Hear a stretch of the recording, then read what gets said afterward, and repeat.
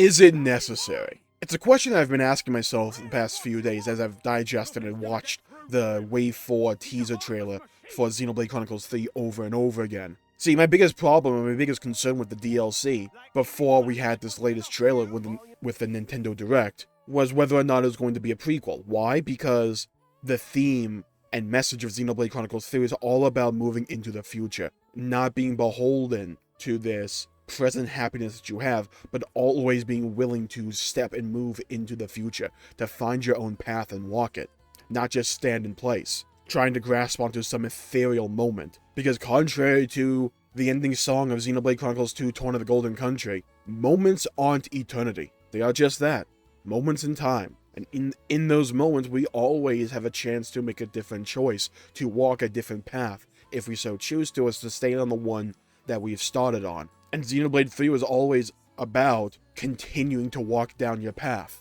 not picking stagnancy, not picking a selfish, endless now existence over the welfare, the good of many. So to me, right, having a DLC all about revisiting Ionios and learning more about its secrets felt counterintuitive to that message of leaving Ionios behind and being willing to move on. Going back to revisit it and explore the world more because we're curious felt extremely contradictory to what Xenoblade 3 was trying to tell. However, after watching the trailer many times, like I said, I've come to the conclusion that at the end of the day, all those little concerns that I've had, I don't care about them anymore. And I think there's a few reasons why I don't really care about them anymore. One, to me, it is obvious that we are going to learn something that has ramifications for the future story of Xenoblade Chronicles as a whole. I think Alvis will be at the center of it, and I think it'll involve the Fog Beast and the Fog Gates. Possibly the Fog Realm as well. I feel emboldened upon this path because of the email that Takahashi sent out to Japanese players that I've referenced in the past couple of videos. Again, I'll leave a link to it in the description down below, but the TLDR is essentially that he says, while Xenoblade 3 is the conclusion of the Klaus story, essentially, of the Xenoblade story that started with Klaus, we would also be able to, I'm paraphrasing here, imagine where the series will go from here based on the stories of Xenoblade 3 and the DLC. So if we're going to learn some pretty big bits of information that won't just have consequences solely focused on Ionios, then that to me grabs my attention and makes me care even more, since I am a fan of the overall Xenoblade narrative arc. Second, I'm so enraptured by what they're trying to do with Alvis, because it came so out of left field in a lot of ways. Like, yeah, the Alvis as Mobius A theory has been floating around the community for a little bit now, but you can't tell me you were not shocked or surprised when you saw the trailer just lead off with Alvis being menacing, with Shulk and Rex teaming up to fight against him. Something big is going to go down in this DLC, and I'm curious to find out what it is. But one of the things I really appreciate about this teaser trailer, at least from a perspective of a theory crafter, right, where I can make these theories and try to make my own opinions and make my own ideas about where the story will go from here, is just how open-ended it is, and how vague it actually turned out to be. Yes, we are ways away from the DLC actually releasing. However, they were also very specific with what they showed and told us here. Think of it. We got the Shulk, Rex, and Alvis trailer. What did that really... part of the trailer. What did that really tell us, though, at the end of the day, when we think about it? Like, when we put our minds together, what did that really tell us? Alvis has something that looks like the Monado 1 from Xenoblade 1. He has what looks like the wings Zanza, that's the name, that Zanza used in Xenoblade 1 as well. We see what appears to be a Fog Gate from Xenoblade 1, the Future Connected. We saw Shulk look like that one founder in the Founder's Room, with a replica Monado, that I believe is the one Melia had at the end of 3. You know, the one she framed and put up on a wall. We also saw Rex, who seems even older than he was in the picture from the end of Xenoblade 3.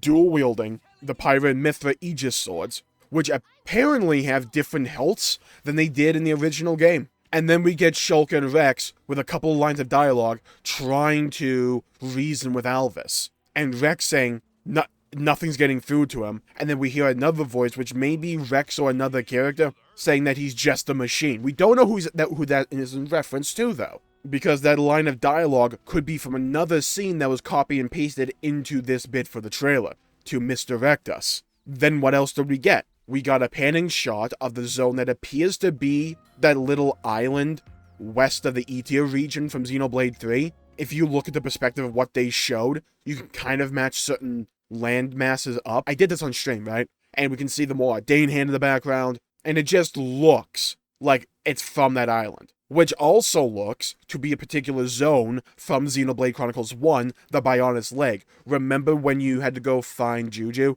and you had to go across that bridge? Yeah, that looks exactly like that section. It has the ramp, the plants, and everything. Even the same bridge, essentially. And then they did something that absolutely fascinated me.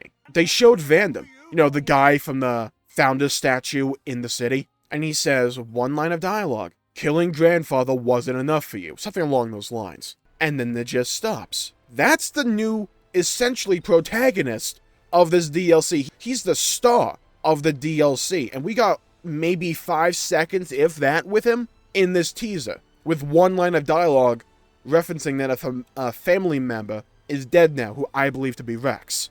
This trailer raises way more questions than it actually answers. And, you know, if the goal is to raise people's attention and raise people's intrigue with the product, I would say mission accomplished. However, we revert to that question that I've had for the longest time ever since I beat Xenoblade 3 for the first time. Would a prequel even be necessary, or would it be antithetical to the plot of Xenoblade Chronicles 3? And I think that's still a legit argument you could make. I need to see how this DLC actually plays out. Because while I think it's a 99% likelihood that it is a prequel through and through, it's not a 100%. They could put a scene at the end, maybe, of a flash forward, which would only make sense with the context that we would get in the DLC. It's possible.